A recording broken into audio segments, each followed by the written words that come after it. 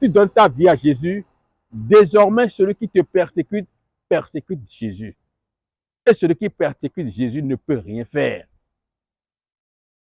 Il y a quelqu'un qui a été guéri d'une maladie par la prière. Et lorsqu'on a prié pour lui et il est guéri, quelqu'un, un autre, doté de puissance mystique, a dit, il va tuer celui qui a guéri la maladie. Parce que je ne sais pas, c'est peut-être lui qui l'a rendu malade. Il dit, je vais tuer celui qui a guéri la maladie. Et quand j'ai entendu, j'ai dit, il parle de qui? Parce que ce n'est pas l'individu qui a prié, qui a guéri le malade. C'est plutôt Jésus qui l'a guéri. C'est pour cela que celui qui se met en combat, en contradiction avec la parole de Dieu, souffre. Il souffre tous les jours parce qu'il est en train de lutter contre une force qu'il ne peut pas contrôler, qu'il ne peut pas saisir.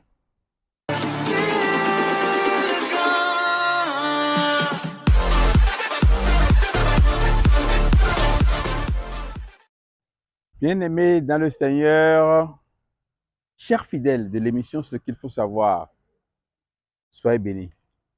Nous sommes là aujourd'hui encore une fois pour vous dire que il est dur et très dur de résister à Dieu. Ce n'est utile en rien. Lorsque vous entendez la voix de l'Éternel, ne refusez pas de comprendre. C'est dans Hébreu que c'est dit. Saul, qui est devenu plus tard l'apôtre Paul, c'est un zélé de la loi. C'est lui qui frappait les gens qui parlaient de Christ. Il appelait ça la nouvelle religion. Il a demandé donc l'autorisation d'aller à Damas pour taper les gens. Il a une équipe sur lui, parce que pour lui, il faut tout faire pour étouffer la parole de Dieu, comme certaines personnes continuent de le faire. Mais lorsque Saul a continué, Dieu lui a dit quelque chose, le Seigneur lui a dit quelque chose, et il a révélé plus tard, dans Acte 9, donc, lorsqu'il allait à Damas pour aller taper les gens, les chrétiens, arrivé à un endroit, il y a une forte lumière qui l'a ébloui et il est tombé.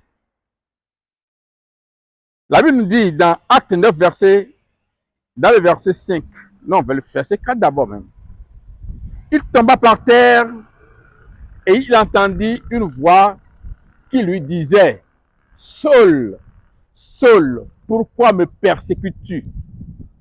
Alors, il ne persécutait pas la voix, mais le message qu'il recevait de la voix lui disait, pourquoi me persécutes-tu? Et la voix lui répondit, et il répondit lui-même, qui es-tu, Seigneur? Et le Seigneur dit, je suis Jésus que tu persécutes. Il te serait dur de régimber contre les aiguillons. Il te serait impossible de résister à l'appel de Dieu, de chercher à étouffer la parole de Dieu, de lutter contre la parole de Dieu. C'est une bataille perdue à l'avance. Dieu lui-même a dit, restez tranquille, le Seigneur combattra pour vous. Exode 14, 14. Si c'est le Seigneur qui combat pour celui qui est en l'Éternel, celui qui est en Christ aujourd'hui, à quoi bon vouloir s'acharner contre la parole de Dieu? Quand l'heure vient et Dieu doit se manifester, il doit se manifester. Et toi qui entends ce message, pourquoi est-ce que tu résistes et tu ne veux pas répondre à l'appel de Dieu? À force de résister, tu seras en train de subir la colère de Dieu. Tu seras en train, comme tu es loin de Dieu et tu résistes, le diable se chargera de toi. Regarde ta vie d'aujourd'hui, où tu fais semblant d'être en paix, mais tu sais que tu ne l'es pas. Tu ne peux pas mentir contre ta propre conscience. Tu n'as pas la paix de Dieu.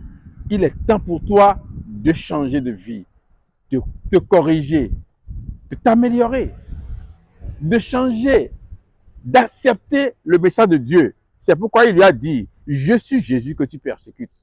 Celui qui, désormais, si tu donnes ta vie à Jésus, si tu acceptes Jésus dans ta vie, son message, ça veut dire, celui qui te persécute, persécute Jésus.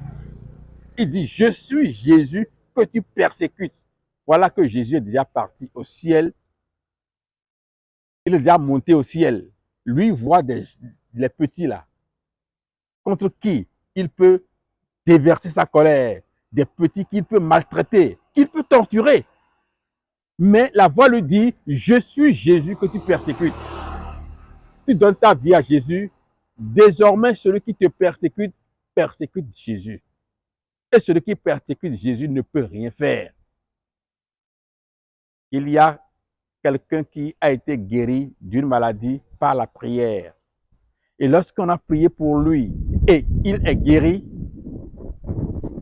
quelqu'un, un autre, doté de puissance mystique, a dit, il va tuer celui qui a guéri la maladie. Parce que je ne sais pas, c'est peut-être lui qui l'a rendu malade. Il dit, je vais tuer celui qui a guéri la maladie.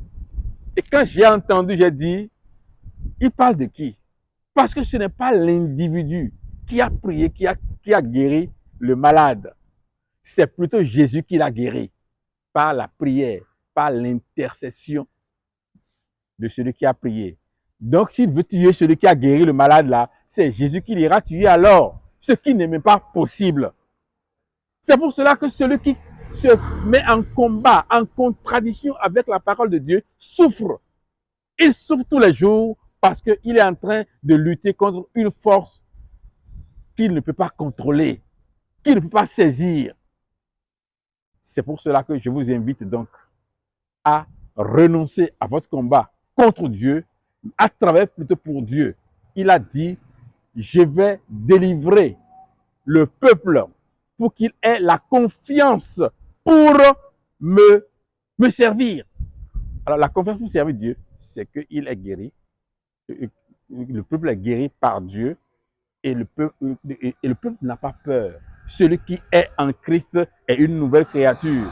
On ne peut pas l'appeler et le trouver dans une infusion, dans un miroir. On ne peut pas l'appeler quelque part et lui faire du mal. Il devient l'Esprit de Dieu.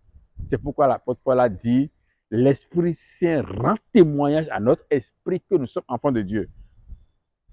Il sait qu'il est en Dieu. Que le Seigneur bénisse chacun de nous. Soyez bénis.